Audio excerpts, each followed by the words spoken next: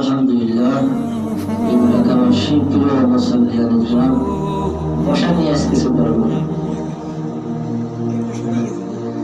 বলার কিছু নাই, নতুন করে কি বলবো। প্রতিদিন মানুষ পরে আমার এই পাগল বলবে, বিশেষ করে মহিলারা বলবে যে হুজুরের মাথা খারাপ, প্রতিদিন 5 মিনিট চিল্লাই অনুযায়ী বসার বসে নিয়ে। আপনার জন্য আমার দরকার নাই, কিছুই বলবো না। ওয়াইদুল কাদের একবার বলছেন সাংবাদিক প্রশ্ন করার পর কিছুই বলবো না, এক বাক্য বলুন, এক বাক্য বলবো, তা আমিও এক বাক্য বলবো না।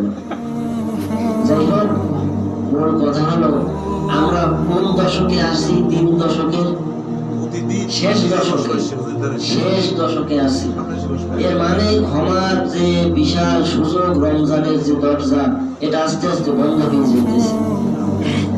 জানি না আমি আগামী বছর বাসে থাকবো কিনা, আর আপনারা বা থাকবেন কিনা।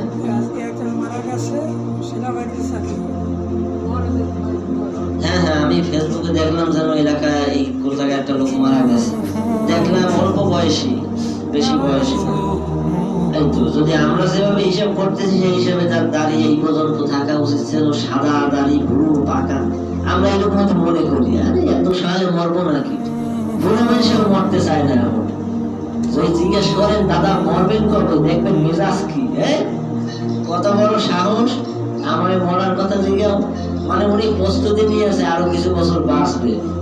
কিন্তু রাসূল সাল্লাল্লাহু আলাইহি ওয়াসাল্লাম বলছেন, যদি সকাল পাও বিকেল পর্যন্ত আশা করো না, বিকেল পাইলে পরের দিন সকাল পর্যন্ত আশা করো না।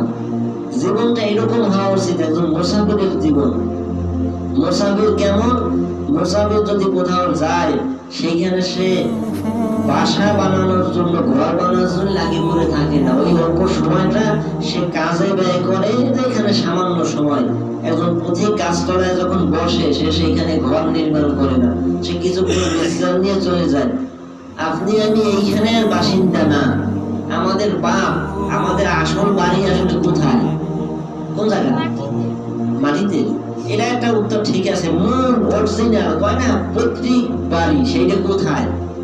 তোমার বাপ কোন জায়গা তৈরি হয়েছে? মাথায় এখন আসে নাই? বাড়ি কোথায়? গোড়া কোথায়? আদমের বাড়ি কোথায়? হ্যাঁ, জান্নাতে। আমরা হলো জান্নাতের মানুষ, আমরা জান্নাতের অধিবাসী। আমাদের বাপের বাড়ি জান্নাত। আমরা এখানে আসছি একটা পরীক্ষা দিতে। আল্লাহ এখানে পরীক্ষায় ফেলাইছে আমাদেরকে। এখানে কেউ চিরজীবন থাকে না। আমাদের বাড়ি জান্নাত, ফিরেও যাবো জান্নাতে ইনশাআল্লাহ। উচিত তো এইটা। আমরা সফরে আসছি, দুনিয়ার মুসাফির খানা। না হলে আপনি চিন্তা করেন, একটা মানুষ 20 বছর পরিশ্রম করিয়া মাথার গায়ে গাম পায়ে ফেলাইয়া উপার্জন করে 10 তলা একটা বিল্ডিং বানাইলো, অথবা 2 তলা।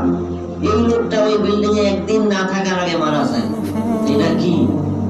সূরাতুল 3 নম্বর সূরা, সূরাতুল আলী ইমরান, আয়াত নম্বর 185, শেষ অংশে আছে ওয়ামাল হায়াতুদ দুনিয়া ইল্লা মাতাউল গুরুর। এটা 2 বার আছে কোরআনুল কারীমে, যে দুনিয়াটা খেল তামাশা।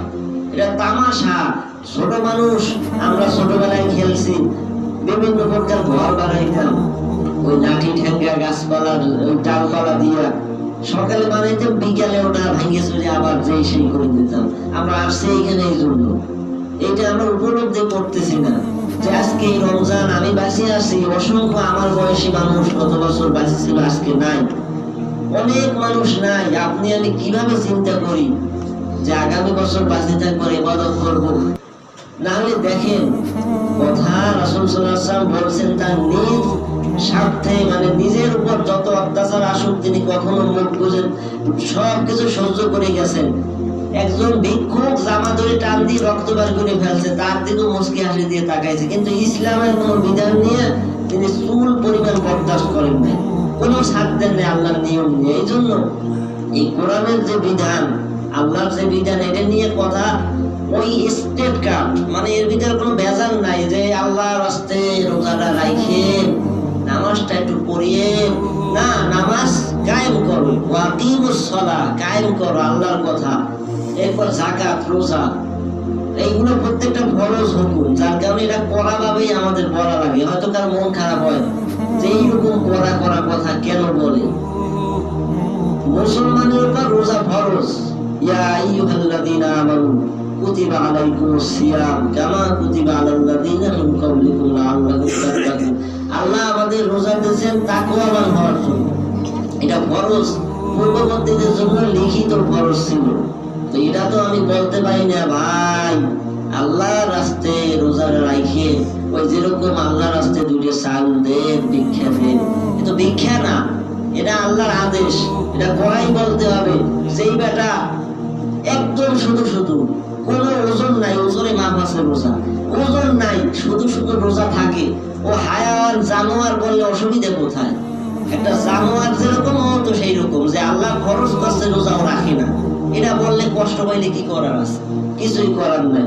তো মূল কথা হলো যে এই রমজান পাইছেন, এই শেষ দশক চলে, কালকে 21শে লাইলাতুল কদর গেছে, এই শেষ 10 দিনের যে কোনো একদিন 27শে কদর কথাটা ভুল, কবে হবে আল্লাহ জানে, ইবাদত আমাদের করতে হবে।